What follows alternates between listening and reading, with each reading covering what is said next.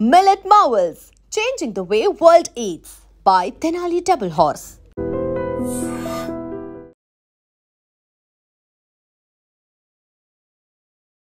Welcome to iDream media. ఇది dengue season. ఎక్కడ చూసినా డెంగ్యూ ఫీవర్తో ఇబ్బంది పడుతున్న వాళ్ళ మనం చూస్తూ ఉన్నాము. అయితే ఫీవర్ వస్తే అది డెంగ్యూనా నార్మల్ ఫీవర్ అని మనం తెలుసుకోవడం ఎలాగా, ఇంకా ఎలాంటి ఫీవర్స్ అనేవి ఉన్నాయి, సో డెంగ్యూ ఫీవర్ వస్తే దాన్ని పూర్తిగా తగ్గించుకోవచ్చా, తీసుకోవాల్సిన జాగ్రత్తలు ఏంటి, వివరాలు తెలుసుకుందాం. మనతో పాటు ఉన్నారు ప్రముఖ internal medicine specialist doctor Shravani Reddy garu. Doctor గారు నమస్తే అండి. హాయ్ అండి. డాక్టర్ గారు, జనరల్గానే ఇది వర్షాకాలం వచ్చిందంటే రకరకాల జ్వరాలు అనేవి వస్తూ ఉంటాయి. అయితే ఇప్పుడు ఎక్కువగా డెంగ్యూ కేసులు నమోదవుతున్నాయని చెప్తున్నారు. అంటే డెంగ్యూ అంటే అందరికీ గుర్తొస్తుంది ప్లేట్లెట్స్, డెంగ్యూ అంటే అందరికీ గుర్తొస్తుంది అదొక తగ్గని ఫీవరు అని, సీరియస్ కండిషన్ వరకు వెళ్తారని. సో ఓవరాల్గా ఏం చెప్తారు మేడం, వచ్చింది డెంగ్యూనా కాదా అని తెలుసుకోవాలంటే లక్షణాలు ఏమైనా స్పెసిఫిక్గా ఉంటాయా? యా అండి, thank you for that question. First dengue is famous for platelets. So now and then ఇవాళ రేపు మేము హాస్పిటల్ ప్రాక్టీస్లో కూడా పేషెంట్ ఒక ఫ్యామిలీ ఒక యాంగ్జైటీతో అడ్మిట్ చేస్తారు. ఎందుకు అడ్మిట్ చేస్తారు అంటే ప్లేట్లెట్స్ పడిపోయినాయి, ప్లేట్లెట్స్ ఎక్కిచ్చేసేయండి, ప్లేట్లెట్స్ పడిపోయినాయి. So it went very into the people mind sets that డెంగ్యూలో ప్లేట్లెట్స్ పడిపోతే that will become life endangering, ప్రాణాంతకంగా మారుతుంది అని. But not all dengue fevers all low platelets, అంటే ప్లేట్లెట్స్ కణాలు పడిపోవడం వల్ల ప్లేట్లెట్స్ ఇస్తే అది సెట్ అయిపోతుంది అనేది పెద్ద మిత్, అపోహ. అది ఒక లాస్ట్ 10 years బ్యాక్, స్పెసిఫిక్గా ఒక 7-8 years బ్యాక్ మీరు అన్నది నిజం. డెంగ్యూ ఈజ్ చాలా విరులెంట్గా ఉండేది, నియంత్రణ అనేది కష్టమయ్యేది, రికవర్ అవ్వడం అనేది టఫ్ అయ్యేది. ఎందుకు అంటే dengue is basically viral fever అండి. సో మొదటి నుండి చెప్పాలి అంటే కనుక డెంగ్యూ సీజన్ అంటే like dengue fever season is from rainy season, monsoon start అవ్వగానే మనకి మళ్ళీ వింటర్ వచ్చేంత వరకు ఆ ఇయర్ ఆ సీజన్లో ఉన్న రెయిన్ఫాల్ని బట్టి, మన చుట్టుపక్కల డ్రైనేజ్ సిస్టమ్ని బట్టి, అంటే ఆ సచ్ ఎక్కడైతే మనకి నీళ్ళ నిలువ ఉంటాయో, మస్కిటో బ్రీడింగ్ జరిగే ప్లేసెస్ ఎక్కువ ఉంటాయో, గడ్డి ఎక్కువ పెరిగే ప్లేసెస్, ప్లాంట్స్ ఎక్కువ ఉన్న ప్లేసెస్, అంటే అలా ఎక్కడైతే నీరు పోవడం అనేది కొంచెం అబ్స్టకల్గా అనిపిస్తుందో ఆ ప్లేసెస్లో డెంగ్యూ దోమలు బ్రీడ్ అవ్వడం అనేది ఎక్కువ ఉంటుంది. సో అలాంటి ప్లేసెస్కి మనం వెళ్ళినప్పుడు, స్పెసిఫిక్గా మార్నింగ్ వాక్స్ కను అలా వెళ్ళినప్పుడు. అండ్ ఇంకొకటి అందరికీ ఇచ్చే చిన్న చిట్కా ఏంటి అంటే, డెంగ్యూ దోమలు జనరల్గా మనల్ని లోవర్ హాఫ్ ఆఫ్ ద బాడీలోనే కుడతాయి, they can't fly high. So కాళ్ళకి కుట్టడం దోమల్ని నియంత్రించుకుంటే గనక డెంగ్యూనే నియంత్రించుకోవచ్చు. యా, మీరేమన్నా ఒడోమాస్ కానీ, మస్కిటో రెపెల్లెంట్స్ కానీ, కవరింగ్ ఆఫ్ ద క్లోజ్ కానీ, పిల్లలకో మీకో if you want to take care of specifically for this, cover until your knees అనమాట. Fine. So like by accident or anywhere. And ఇంకొకటి what we feel, one in the family got and it was transfer to the other. ఒకరికి వచ్చి ఇంకొకరికి వచ్చింది. దోమ కాటు వల్ల వచ్చేది డెంగ్యూ. ఇట్స్ నాట్, దాని mode of transmission is through mosquito. Human to human transmission ఉండదు, అంటే మనిషి నుండి మనిషికి రాదు, మస్కిటో అనే వెక్టార్ ఉండాల.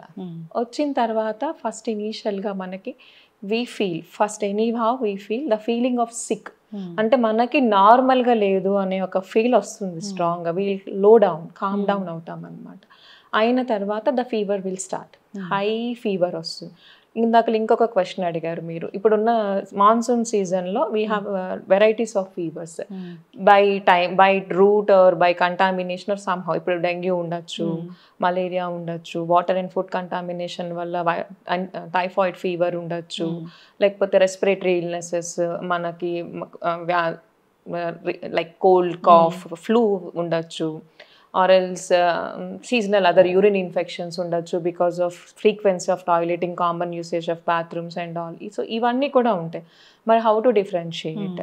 సో హౌ టు డిఫరెన్షియేట్ అంటే, వైరల్ ఫీవర్స్ ఎప్పుడైనా కానీ హై గ్రేడ్ ఫీవర్స్, 101 పైన ఆర్ 101 జ్వరం ఉంటుంది, కంటిన్యూస్గా ఫీవర్ ఉంటుంది, దాంతోపాటు మీకు తీవ్రమైన కండరాల నొప్పులు ఉంటాయి, మయాల్జియాస్ అంటారు, కండరాల నొప్పులు, లేవలేకపోతున్నాను అనే ఫీలింగ్ ఉంటుంది అన్నమాట.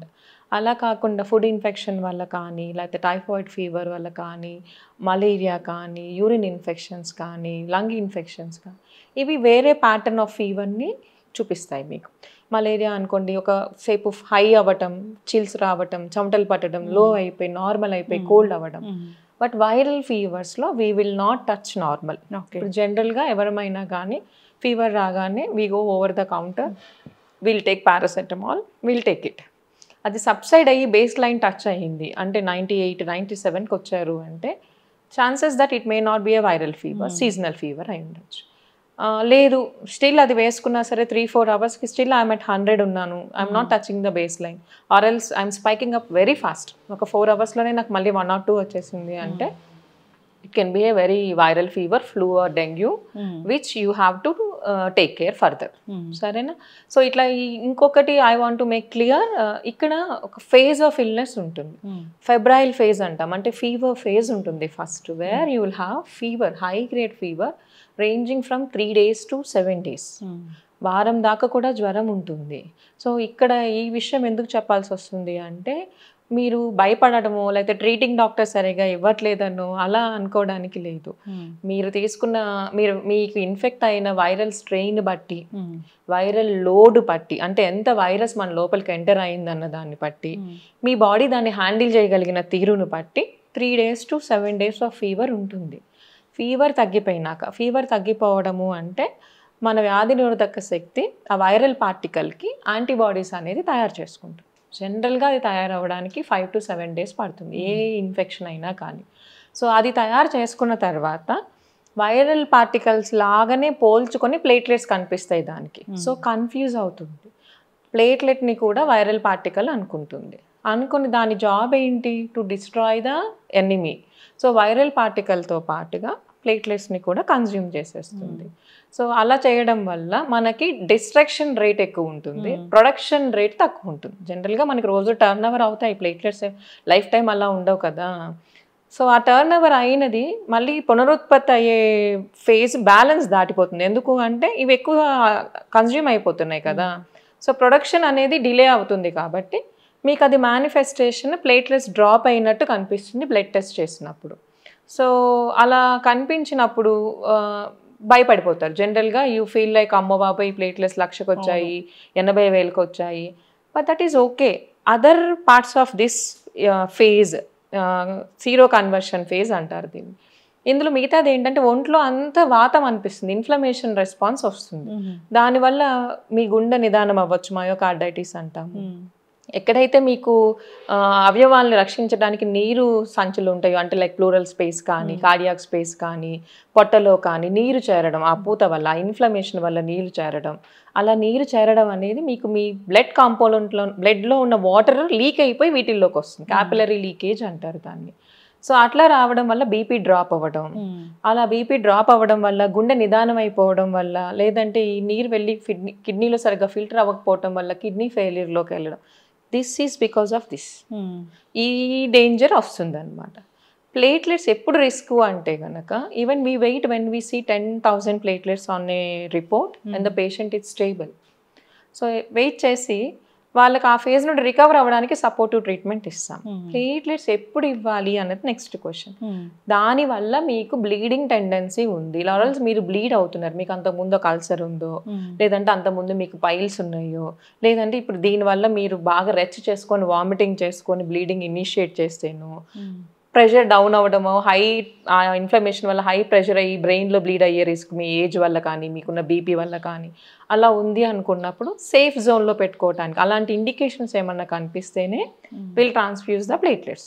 అట్లా ఏం లేదు, you are stable, you are maintaining on your own, your kidneys are working, your heart rate is good, కొంచెం మినిమల్ ఫ్లూయిడ్ ఉంది మీకు, you are an young man, you doesn't have any other health issues, just the platelet count is falling down అంటే we'll wait and we'll give you the supportive treatment. ఎందుకు అంటే నేను ఎంత ఇచ్చినా సరే మీ ఇమ్యూన్ సిస్టమ్ అనేది దాన్ని అటాక్ చేసి తీసేసుకుంటుంది, మరి దాన్ని నేను ఇంకా యాక్టివేట్ చేస్తున్నట్టు అనమాట. I'm not asking the system to take rest and recover, ముందుకు తీసుకెళ్తాను కాబట్టి ఎక్కువ అవుతుంది. So we'll wait.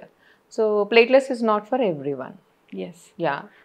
So ma'am ఇప్పుడు డెంగ్యూ ఫీవర్ వస్తే అసలు ఎన్ని రోజులు ఉంటుంది జనరల్గా? యాజ్ ఐ టోల్, ఫీవర్ అయితే కనుక 3 to 7 days ఉంటుంది. ఈ ప్లేట్లెట్స్ డ్రాప్ అయితే కనుక మీకు ఫీవర్ డ్రాప్ అయిన 24 hours తర్వాత స్టార్ట్ అయ్యి అప్ టు 48-72 hours వరకు ప్లేట్లెట్ డ్రాప్ చూస్తారు. 72 hours తర్వాత అంటే 3 days, 3 + 3 6 days అనుకోండి, you will start recovering, your platelets will start spiking up again. ఒక 1-2 days లో సెటిల్ అవుతారు. హాస్పిటల్ అడ్మిషన్ అనేది ఖచ్చితంగా అవసరమే. అడ్మిషన్ అనేది నేను అన్నాను కదండి, ఇప్పుడు 1,00,000 పైన ఎంత ప్లేట్లెట్స్ ఉన్నా, ఫీవర్ కంట్రోల్లో ఉంది, మీకు అదర్ హెల్త్ ఇష్యూస్ లేవు, మీరు హైడ్రేషన్ మెయింటైన్ చేస్తున్నారు, మీ బీపీ బాగుంది అనుకుంటే మీరు ఇంటి నుండి ఓపీ బేసిస్ ట్రీట్మెంట్ తీసుకోవచ్చు. నేను చెప్పిన వీటిల్లో ఏదైనా సరే కొంచెం డిఫరెంట్గా ఉంది, మీ పొట్టలో నీరు చేరింది, ప్లేట్లెట్స్ 1,00,000 కన్నా తక్కువకి వచ్చాయి, ఫీవర్ కంట్రోల్ అవ్వట్లేదు, లో బీపీ వస్తుంది అన్నప్పుడు మీరు తీవ్రమైన వ్యాధి కేసి వెళ్ళడానికి రిస్క్ ఎక్కువ. కాబట్టి హాస్పిటల్లో డాక్టర్ల పర్యవేక్షణలో ఉండటం అనేది మంచిది. అంటే యూ కెన్ రికవర్ సేఫ్లీ. అంటే ఒకప్పుడు చూసేవాళ్ళమా డెత్, ఇప్పుడు లేదా? ఇప్పుడు డెత్స్ తగ్గిపోయాననే చెప్పొచ్చు అండి. ఒకప్పుడు డెంగ్యూ వాజ్ సో విరిలెంట్. దీనికి కారణం మేబీ బాగా ఒక ఎపిడమిక్ లాగా ఒక సీజన్లో వచ్చినప్పుడు ఎవ్రీవన్ విల్ గెట్ ఇన్ఫెక్టెడ్.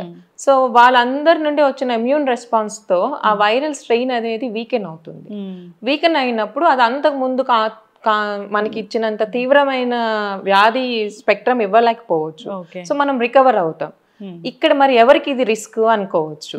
అంటే ఎవరికైతే ఇమ్యూనిటీ స్టాండర్డ్స్ కొంచెం లో ఉంటాయో, అంటే లైక్ పిల్లలు, ఎల్డర్లీ 65 years తర్వాత వాళ్ళు, and pregnant women, specially if they are mid term 7th, 8th month, 9th monthలో ఉన్నవారు, and other health issues like long issues like diabetes కానీ, క్యాన్సర్ ఇష్యూస్ కానీ, ఆర్గాన్ డ్యామేజ్ అయ్యి ఉన్న వాళ్ళు కానీ, లేదా ఆర్గాన్ ట్రాన్స్ప్లాంట్ అయ్యి ఉన్న వాళ్ళు కానీ, వీళ్ళందరికీ బేసికల్లీ వాళ్ళ immune system on the point ఉండదు కాబట్టి వీళ్ళకి సివియర్ డిసీజ్ అవ్వడానికి రిస్క్ ఉంటుంది. సో వాళ్ళని ఇంకొంచెం జాగ్రత్తగా ఫస్ట్ నుండే మెడికల్ సూపర్విజన్లో ఉండటం అనేది వెరీ అడ్వైజబుల్. ఇప్పుడు ప్రొటెక్ట్ చేసుకోవాలి, ఆ డెంగ్యూ ఫీవర్ రాకూడదు మాకు అని అంటే మీరు ముందు చెప్పిన జాగ్రత్తలు, నీళ్లు నిలిచి ఉండేలాగా చూసుకోకూడదు, దోమలు కుట్టకుండా చూసుకోవాలి. ఈ డెంగ్యూ దోమలు అయితే మార్నింగ్ టైంలో మాత్రమే కుడతాయి, ఉంటాయి ఛాన్సెస్. కాళ్ళ కింద lower half of the body. జాగ్రత్తలు తీసుకోవాలని కోరుకున్నాం ma'am. We do have in the research dengue vaccine, but not yet in the clinical practice లేదు. రావాలని కోరుకుందాము. ఎందుకంటే డెంగ్యూ, ఇప్పుడు మలేరియా, చికెన్ గున్యా, కోవిడ్ వచ్చినా కానీ భయం లేదు, కానీ ఆ డెంగ్యూ అంటే భయం వేస్తూ ఉంటుంది. అక్కడ వినిపిస్తూ ఉంటుంది నేను అడిగిన క్వశ్చన్, ప్లేట్లెట్స్ అనేది. అవును. Even patient families will force us to why you are not giving platelets, ఎందుకు ఇవ్వట్లేదు. That is not good. మీకు ఏది మంచిది అన్నది అది చూసుకొని ఇవ్వాలి, కానీ ఇట్స్ నాట్ లైక్ మీరు అడిగారు కదా అని. అయితే ఈ బొప్పాయి ఆకులు జ్యూస్ తాగితే అండి డెఫినెట్లీ ఇది మాత్రం నేను డే ఇన్ డే అవుట్ చూస్తాను. And I keep on telling the patient ఫ్యామిలీస్కి ఫ్రూట్ పెట్టండి, నాట్ ఆకులు, రూట్స్, చెట్లు కాదండి. బికాస్ అంటే I don't know how it became famous, but okay. అంటే ఫ్రూట్ ఈస్ మన గట్ సిస్టమ్ అనేది అలవాటు పడింది. ఇఫ్ ఆకులు, స్టెమ్స్ ఇవన్నీ లివర్ అండ్ కిడ్నీ మీద ఇష్యూ ఉంటుంది కదా. Basically your system is low because of the fever. మనం ఎప్పుడైనా జనరల్గా జ్వరం వచ్చిన వాళ్ళకి తొందరగా అడిగే ఫుడ్ పెడతాం. Okay, we give mosambis, we give పళ్ళు రసం వచ్చే పళ్ళే we go for to see a patient. We don't give chicken packet or egg packet to the patient, right? Because strengthening is after recovery andi. Protein is for strengthening. Carbohydrate is for energy. Neeku ippudu instant ga to handle your system you need some energy. So adi anni systems rest lo undi ekkadaithe manaki focus avasaramo akkada aa focus nadusta untadi. So you should maintain that system like that. Ila aakulu raaku rasalu avi ivi ichi పొట్టని ఇబ్బంది పెట్టి తద్వారా ఆ రసాయనాలన్నీ liver మీద, kidney మీద చూపించి కొన్నిసార్లు, అంటే ఇప్పటిదాకా I have not seen or reported, కొన్నిసార్లు it may damage your liver and kidney. అవును. So I strictly say, and it is not proven that papaya leaves కానీ ఇంకేవో అవి అంటారు, ఐ డోంట్ ఎంకరేజ్. ఇప్పుడు డాక్టర్ చెప్పారు ప్లేట్లెట్స్ గురించి, డాక్టర్ తెలియకుండా నేను ఇచ్చొచ్చాను జ్యూస్ అనేది నేను అసలు విన్నాను. అవును, ఎంత డేంజరు కదా మ్యామ్. అదే అది ఇన్నోసెన్స్ అనాలా లేకపోతే మంచి మనస్ఫూర్తిగా నమ్మే మిత్ అనాలా, I don't know. But anyway for any illness the first step or promise between the patient and the doctor is trust. You have to trust your treating doctor who is there for you, for your health. So what is best, why the doctor will deny? అవును. Even being a doctor, we also want our patient to recover fast and 100%. Kada. So when we are saying no in a responsible position, better we follow it. Yes. ఇప్పుడు ఎన్ని cases నమోదవుతున్నాయి ma'am? ఇప్పుడు కొంచెం frequency of cases we're seeing more since last 2-3 weeks. Because of the continuous rains, mosquito breeding and కొంచెం డెన్స్గా population ఉన్న places నుండి we're seeing. But nothing is very severe అండి. అంటే like they are medically manageable. We are not giving any platelets or anything.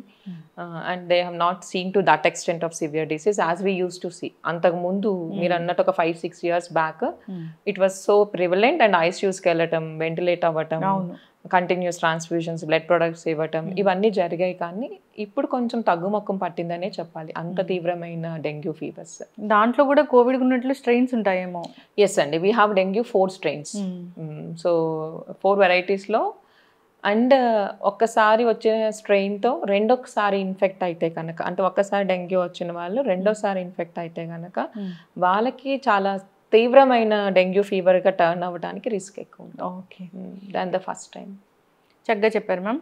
Dengue ఫీవర్కి మలేరియాకి తేడా ఏంటి, ఒక normal ఫీవర్కి dengue ఫీవర్కి తేడా ఏంటి, సో డాక్టర్ దగ్గరికి వెళ్తే అట్లా ట్రీట్మెంట్ అనేది ఎలా ఉంటుంది, ప్లేట్లెట్స్ గురించి చాలా చక్కగా చెప్పారు. రాకుండా జాగ్రత్తలు తీసుకొని అందరూ హెల్తీగా ఉండాలని కోరుకుందాం. చక్కటి ఇన్ఫర్మేషన్ మ్యామ్, ధన్యవాదాలు. Thank you.